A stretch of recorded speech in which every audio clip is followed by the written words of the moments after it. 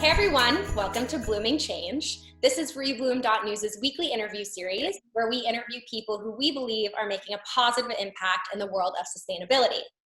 Just as a reminder, rebloom.news is a weekly newsletter that offers advice, inspiration, and actionable items to live more consciously with the planet, and you can subscribe below.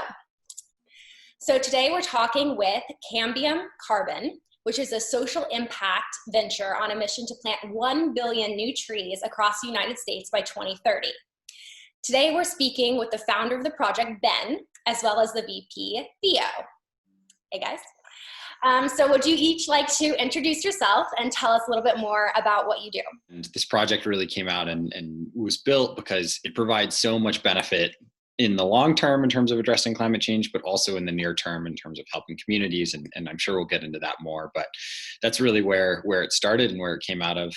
So I'm the founder and CEO, and it's been amazing. We've got a great team that really helps across the board. And we've been really excited to see the traction that we've built so far.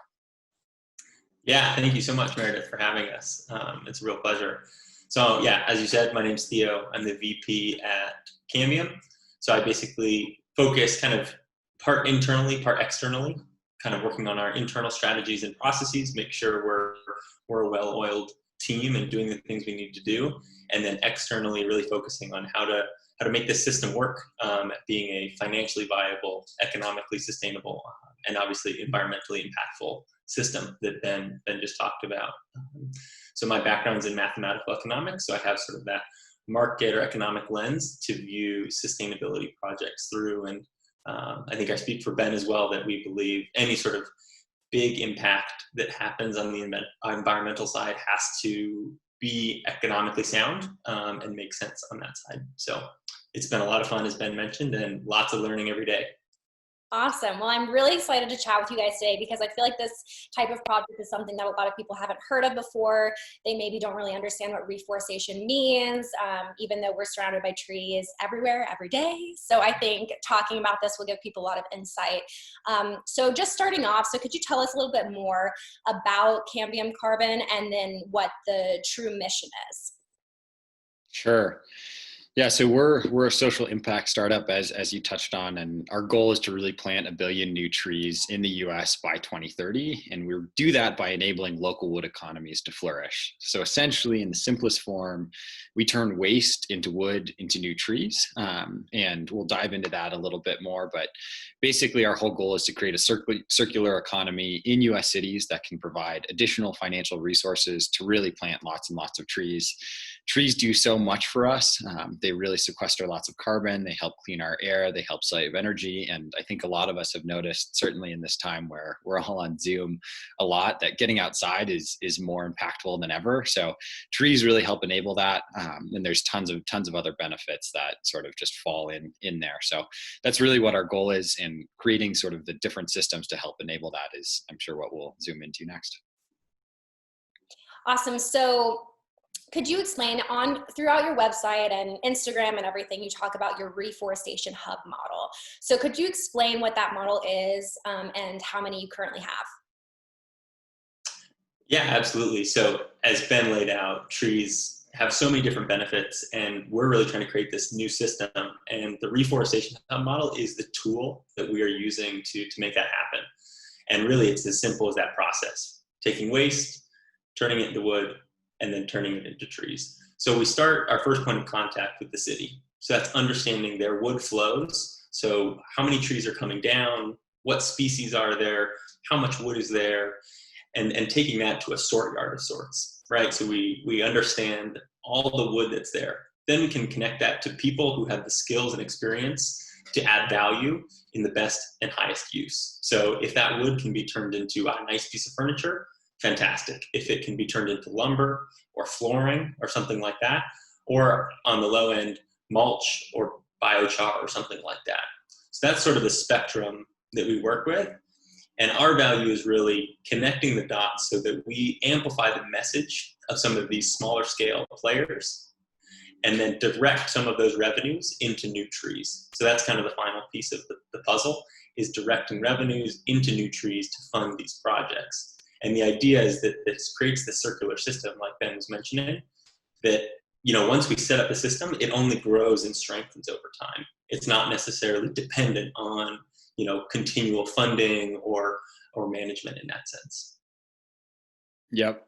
And I think the one thing I would also love to just add and touch on there as well is I think we don't really realize how big of a problem trees coming down in cities are. Across the US, about 46 million trees come down in US cities every year. And if you think about that tree that's outside your house that, you see every day, that provides you shade, that really makes a space welcoming and inviting, that tree at some point is going to reach the end of its life, and it's going to come down. And usually when that tree comes down, it's sent to landfill. So right now it's wasted. So that's sort of this big core problem that we're really trying to address. And then by solving that problem, exactly as Theo is describing, we're able to generate new revenues, generate new jobs, and then really channel all of that into new tree planting as well. Gotcha. And then, so how many of these hubs do you currently have, or that you plan on having as well? Totally. So one of the exciting things about this is that it's got real national scale potential, and we've seen a lot of interest from cities across the US. So we are sort of picking our first 3 select cities in the next couple months, working in partnership with the Arbor Day Foundation to really select those cities and make sure that we're ready to scale moving forward. We're really excited to pilot, to go and make sure that these things are really built with communities and not in communities, working with community partners, making sure it meets community objectives, really doing a lot of stakeholder and capacity building to make sure that these projects are both getting new trees in the ground that really matter, getting jobs to folks who really don't have access to them, and then also really thinking about creating these sort of charismatic wood products that people can really connect with. So that's sort of our goal and where we're building right now.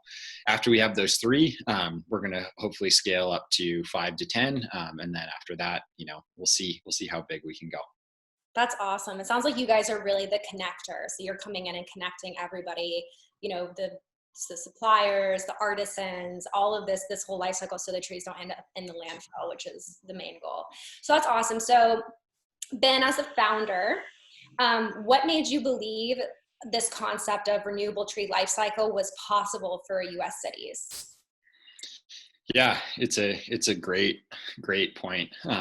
One of the big things that I really feel grateful for is there's been so many folks who have worked on this issue in a lot of different ways. There's been scientists who have spent a lot of time quantifying and analyzing the issue. There's been a lot of folks on the ground who deal with this every day, and lots of folks in local communities who are really trying to take a stand and save some of those trees and turn them into something higher value.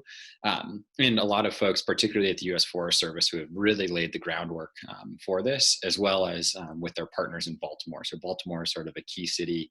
The Baltimore Wood Project is a great example of starting to create the enabling conditions to really address this problem. And really, we are so lucky to be, building on the back of all of that work. And I think, as you're sort of highlighting, Cambium is the connector in the tree, and that's what we really see ourselves as. It's the part that connects the sugars in the leaves to the nutrients in the roots, and really transfer those things across sort of different parts of the tree. And that's what we see ourselves, and what our role is within the system is to really be the connector that facilitates across these different players, thinking both within a city, how do we connect the tree people to the wood people, and then also on different scales. So how do we connect people who work and think really locally and are making that on the ground impact with the folks who are thinking about national scale climate, and sort of connecting those 2 really different scales. Awesome. Well, I can't wait to see how your hubs grow over the next few years. This is awesome that we get to talk about it now. We can come back in 5 years and say, hey, remember when you were about to launch? I love it. Okay, so Theo, can you share with us a little bit how communities can get involved in tree planting projects, or how individuals can get involved with Cambium? Yeah, absolutely. A few things come to mind. So first, for tree planting projects, I think the easiest way is to call your local tree planting organization, or city department who's responsible for tree planting, and see if there are any socially distant plantings going on right now. I think it's an easy way to get outside with your family or with a friend, and do it in a responsible way. So that's option 1.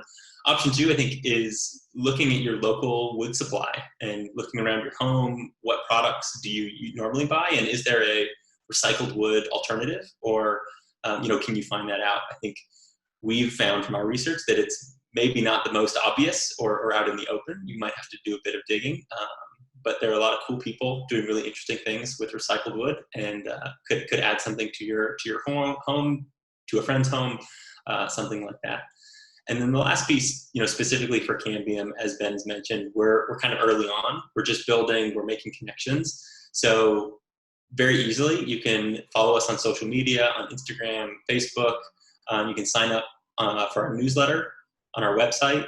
And also, if you're a business owner, or even if you're interested in wood products, shoot us a message to say, what you're looking for, or how you think recycled wood could fit into your business, or even if it's just a conversation, we'd love to have a conversation about it. Awesome. Well, those are some great ways. I'll definitely link your social media below, so everyone will have easy access. They can click through and follow your journey. Thank you so much for spending time with us.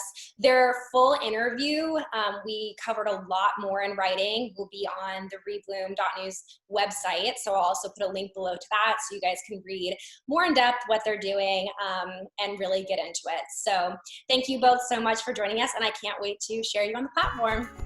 Awesome. Thank you so much for having us.